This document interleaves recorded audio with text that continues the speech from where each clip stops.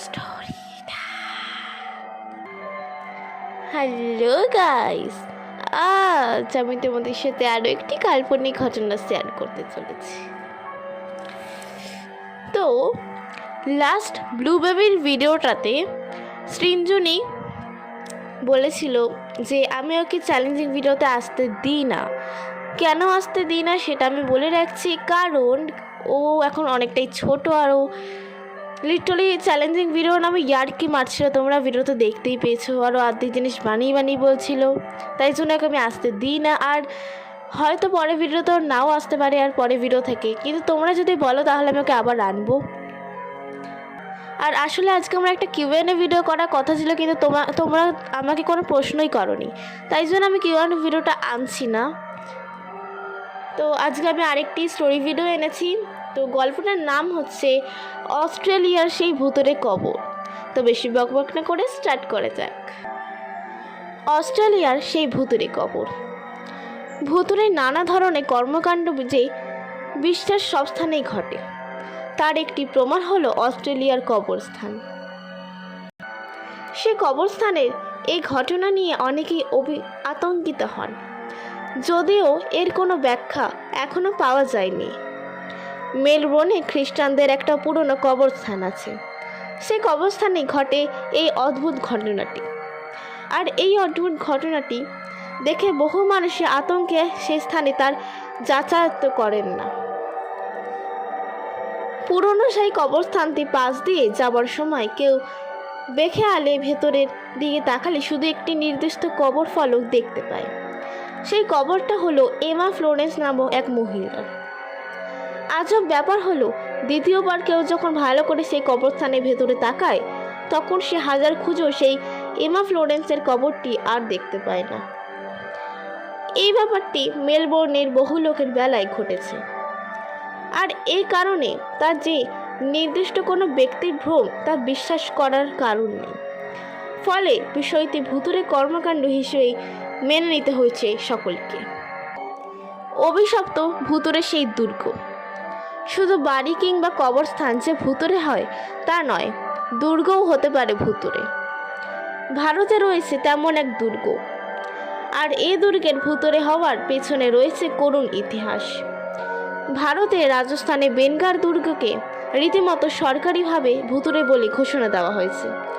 পৌরাণিক মতাদর্শ অনুযায়ী রানী রত্নাবলী এবং রাজা সিং শ্রিয়ার মধ্যে এক তুমুল তান্ত্রিক যুদ্ধ সংঘটিত হয়েছিল এখানে, এবং রাজা সে যুদ্ধে পরাজয় বহনপূর্বক মৃত্যুবরণ করেন। কিন্তু তিনি মৃত্যুর আগে অভিশাপ দিয়ে যান, যে ব্যক্তি সূর্যোদয় হবার আগে এবং সূর্য অস্ত যাওয়ার পরে এখানে অবস্থান করবে তার মৃত্যু হবে তৎক্ষণাৎ। আর এই অভিশাপে বহু মানুষেরই করুণ পরিণতি ভোগ করতে হয়েছে, যার কোনো সঠিক পরিসংখ্যান নেই। জানা যায় সম্প্রতি আর্কিওলজিক্যাল সার্ভে অফ ইন্ডিয়া স্থানটি হন্টেড বা ভূতুরে ঘোষণা করেছে। দুর্গটির রহস্যময় ও বিষয়গুলো বহু মানুষেরই আতঙ্কের কারণ হয়ে উঠেছে। ফলে পারতপক্ষে মানুষ এ দুর্গে যায় না বা গেলেও বেশিক্ষণ অবস্থান করে না। নিশীথ তৃষ্ণা। সেপ্টেম্বরের বৃষ্টি এক সন্ধ্যা। ঝিরঝির বৃষ্টি ঝরছে, থামার কোনো নাম নেই। একা বাসায় বসে থাকতে ভালো লাগছিল না, তাই বেরিয়ে পড়লাম। হাঁটতে চলে এলাম হারবার রোডে। কিছুটা এগোবার পরই চোখে পড়ল লার্মা অ্যান্টিকস। দরজা ঠেলে ভেতরে ঢুকলাম। আধো আলো আধো অন্ধকারে গাদা করা বাকস মূর্তি চোখে পড়ল। শুভ সন্ধ্যা, সিনর কিছু কিনবেন? ছবি, আংটি, ফুলদানি? আমি বেটে মোড়া লোকটার দিকে তাকিয়ে মাথা নেড়ে বললাম, না, কিছু কিনতে আসিনি, একটু ঘুরে দেখব। লোকটার মুখে কোনো অভিব্যক্ত ফুটল না। এমন জবাব শুনতে সে অভ্যস্ত। সে একটি সেলফের দিকে এগিয়ে গিয়ে একটি সুদৃশ্য পানপত্র বের করে দেখিয়ে বলল, এটা 16 শতাব্দীর মাল, সিনর কেনার মতো জিনিস বটে। বললাম, কোনো অ্যান্টিকস নয়, বই থাকলে দেখাও। বলল যে আমার কাছে বইপত্র এমন আছে যা বইপত্র অন্য কারোর কাছে পাবেন না আপনি। লালরা আমাকে তার দোকান ঘরের পিছনে দিক দিয়ে যেতে একটা বই বোঝালো, সেলফ। আমার নজর কেড়ে নিল সেই সেলফ। প্রথম বইতে সেলফ থেকে নিয়ে নজর বেলাতেই বুঝলাম এটা একটা পিশাচ কাহিনী। যদি ঘূর্ণাক্ষরে টের পেতাম, বইটা আমার জন্য অচিরেই নিয়ে আসতে দুঃস্বপ্নের চেয়েও ভয়ঙ্কর অভিজ্ঞতা। ঈশ্বরের নামে শপথ করে বলেছি, সঙ্গে সঙ্গে ওটাকে বর্জন করতাম আমি। কিন্তু হরর গল্পের প্রতি তীব্র আকর্ষণ আর বইটির কালো মুখমলে মোড়া প্রচ্ছদ ও আমাকে আকৃষ্ট করলো দারুণভাবে। আমবাগানে সেই রাত্রি ঘটনাটি ঘটে আমার এক মামাতো বোনের সাথে, এবং ঘটনাটি সম্পূর্ণই সত্য। ঘটনাটি 2007 সালের। আমার মামাতো বোনের নাম জাহানারা, বয়স 14 বছর। তখন ছিল গ্রীষ্মকাল। ঘটনাটি গ্রীষ্মকালের অন্যতম ফল আম কুড়োনোকে কেন্দ্র করে।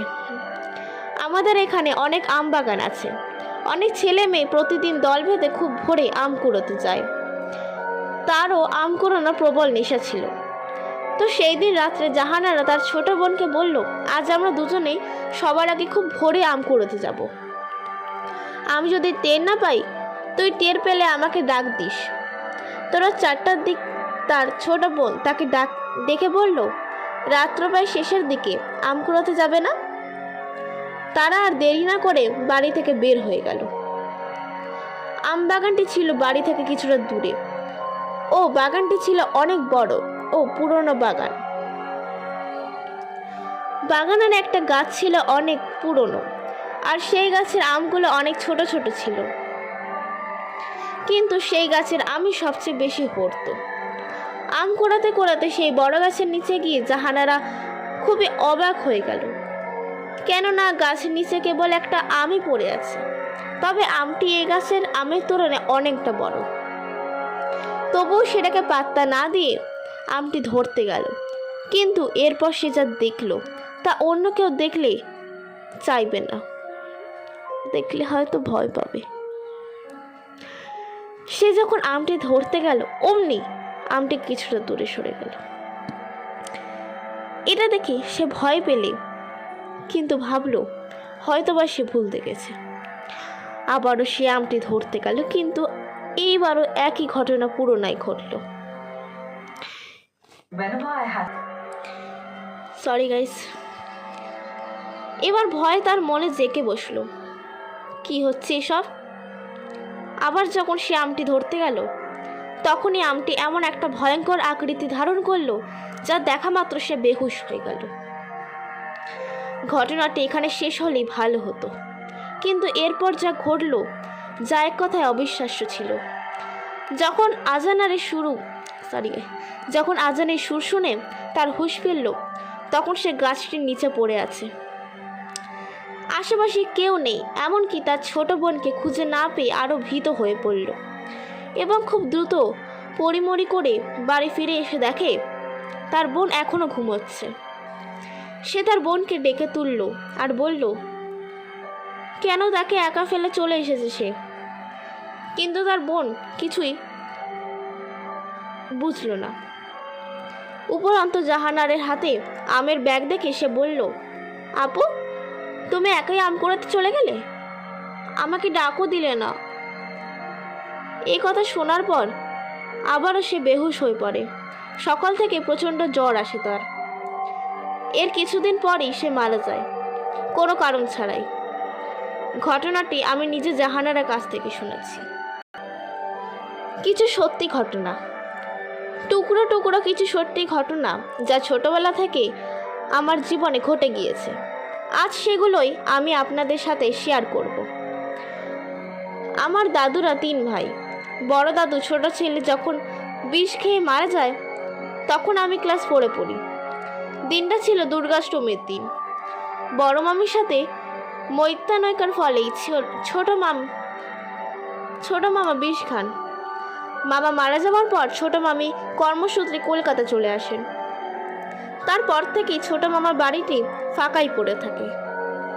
আমি ছোট থেকেই দাদুর বাড়ি থেকে মানুষ হয়েছি। পড়াশোনা ওখানকার স্কুলেই করি। রোজ সন্ধ্যাবেলায় বাড়ি ফিরতে গেলে ছোট মামার বাড়ির সামনে দিয়ে আসতে হতো। আসার সময় শরীরটা কেমন ভারী ভারী লাগতো। যাই হোক, বাড়ির দিকে তাকাতাম না। এর মধ্যে কেটে গেছে আরও 5টা বছর। তখন আমি ক্লাস 9-এ পড়ি। আমার তখন হিন্দি সেকেন্ড পেপার এর পরীক্ষা আগামী দিন, তাই প্রস্তুতি চলছে জোর কদমে। পড়তে পড়তে রাত্রি প্রায় 3টে বেজে গেছে। এমন সময় বই থেকে মুখ তুলে জানলার দিকে তাকাতেই দেখি ছোট মামা জানলার শিক ধরে দাঁড়িয়ে আছে। আমার তখন এমন অবস্থা যে আমি হাত পা নড়ানোর ক্ষমতাটুকু হারিয়ে ফেলেছি। 2 মিনিট এইভাবে কাটার পর আমি চোখ নিচে নামিয়ে নিই। পাশের রুমে দিদা শুয়ে রয়েছে, তবুও ডাকতে পারছি না। গলা দিয়ে আওয়াজ বেরোচ্ছে না আমার। কোনো মতে গায়ত্রী জপ করতে করতে জানালাটা বন্ধ করে শুয়ে পড়ি। চাদর মুড়ি দিয়ে রাম নাম জপতে জপতে শোবার খানিকটা পর ক্লান্তিতে ঘুমিয়ে পড়ি। খানিকক্ষণ পর কারোর পায়ের আওয়াজ ঘুম ভেঙে যায়। চাদরটা একটু ফাঁক করে দেখি ছোট মামা একটা ফাঁসির দড়ি আমার মুখের সামনে ঝুলিয়ে দাঁড়িয়ে আছে। জীবনে যত মন্ত্র জানতাম সব একে একে জপতে শুরু করি। ভয়ে সংজ্ঞা হারিয়ে ফেলি। সকালবেলায় চেতনা ফিরে দিদা দাদুকে সব খুলে বলি। দাদু আমাদের কুলগুড়িকে ব্যাপারটা জানালে। তিনি গড়ায় পিণ্ডদানের কথা বললেন, আমাকে মন্ত্র দিয়ে শুদ্ধিকরণ করবে। এরপর মামাকে আমি আর দেখিনি। তো বন্ধুরা, এইটুকুনি ছিল আজকে আমার ভিডিওটি। দেখা হবে একটা নেক্সট ভিডিওতে। ততক্ষণের জন্য বাই বাই।